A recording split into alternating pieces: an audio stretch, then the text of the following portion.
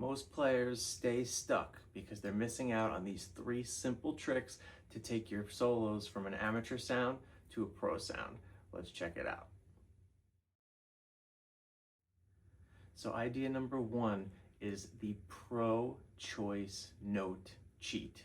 And that's the basic idea, is you're just trying to land on notes that show a little bit more sophistication than what everyone does at first, right? The typical landing zones. So a pentatonic scale is a pretty good way to start. Chances are you've played some pentatonic riffs before, and there's a good chance you go to that root note as your landing spot.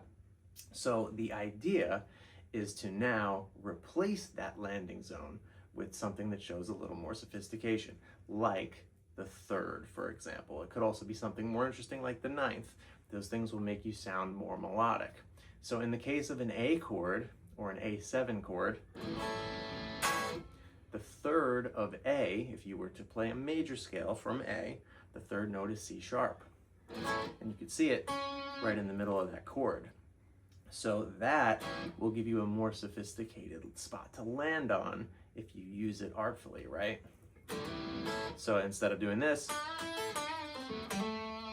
you can do, and it's a nice spot in the middle of the chord that isn't necessarily just going to the root.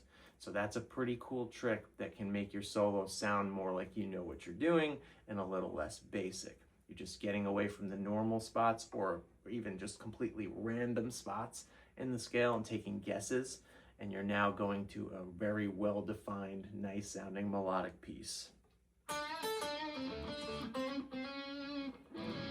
It's right inside of that chord.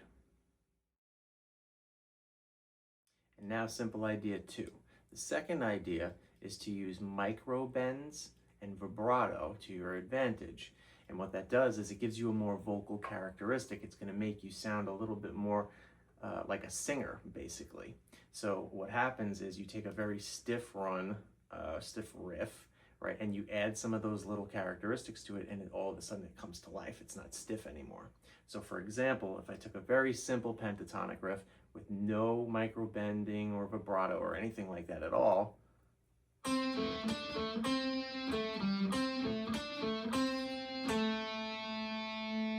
now if I add in the micro bending and the vibrato,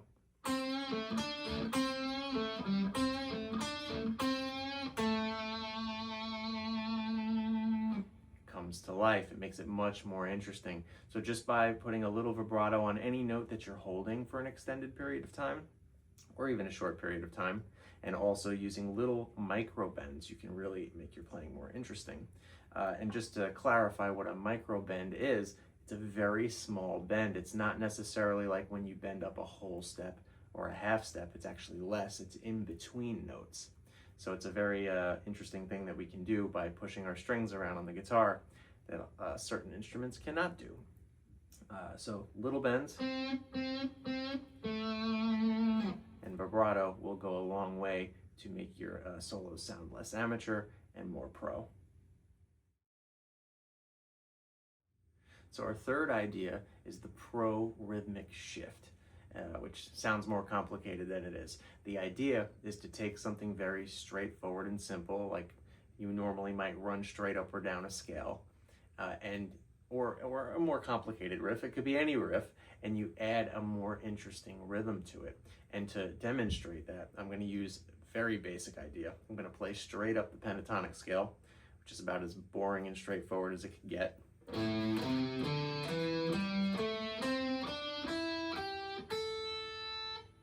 now if I was to add some rhythm by creating spaces between the notes or holding a note extra long or shorter, the same idea of just going straight up the scale can be much more interesting.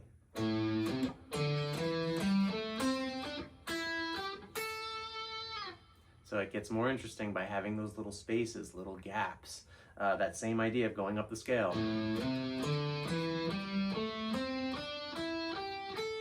With some other rhythmic ideas.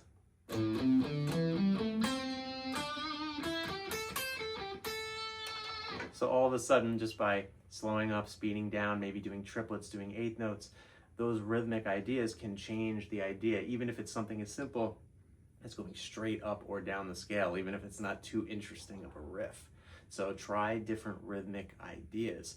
Professional guitar players don't necessarily always play harder licks or riffs. They play simple licks or riffs, but they use interesting rhythmic displacement. Well, thanks for tuning in. Let me know if any of those tricks helped, which one maybe helped you out the most. Put it in the comments below. And if you would like a second video with some more advanced tips on how to improve your solos, just let me know in the comments as well. Thank you.